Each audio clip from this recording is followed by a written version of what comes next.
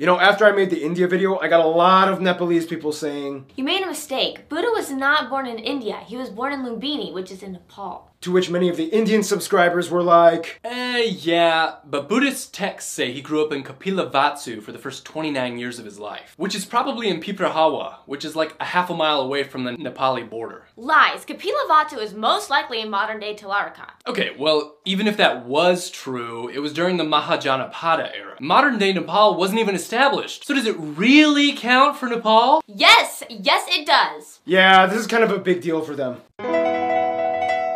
It's time to learn geography now! Hey everybody, I'm your host Barbs. Alright, so what do you know about Nepal? Mount Everest, right? Yep, keep going. Sherpas. Sure. Anything else? Sherpas on Mount Everest. And that's my cue to begin the lesson. Let's look at some maps now, shall we?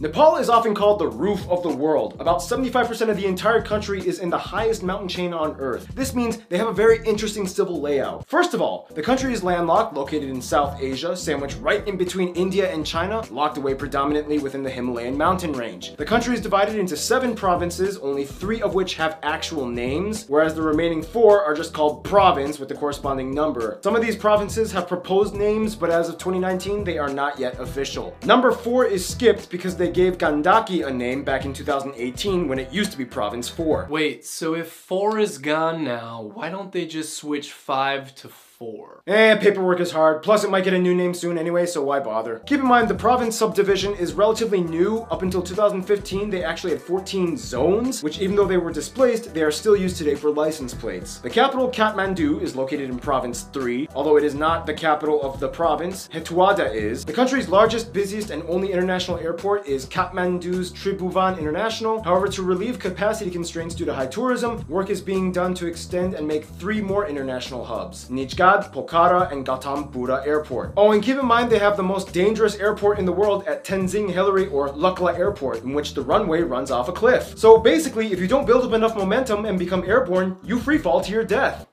No joking, it's true. Now here's the thing, Nepal has always kind of been like the buffer between the 2 giants, India and China. This in return has been both a blessing and a curse. Blessing in that nobody could really touch them, and therefore they remained one of the few countries that were never colonized. Influenced, yes. Invaded, yes. But colonized, no. This in return has made Nepal's land transport network very unique. Multiple roads enter into Nepal from India and China, but if you want to get to the economic hub Kathmandu, you have to go into the heart of the mountains, and your options are limited only to a few main highways, like the HO2 from Raksao, India, and the HO3 which goes into Jangmujen, Tibet, China. If you look closely in the west though, you'll find Nepal's only disputed area, the Kalapani territory. Basically, it was a byproduct of the 1962 border war with India and China. Things got messy, and to this day Nepal claims that the river to the west should be their border, but India claims that the ridgeline to the east should be theirs. Well, for what it's worth though, there are tons of cool places to check out in case if you decide to visit, such as the Annapurna National History Museum, Narayanati Palace. The city of Pokhara is kind of like the tourism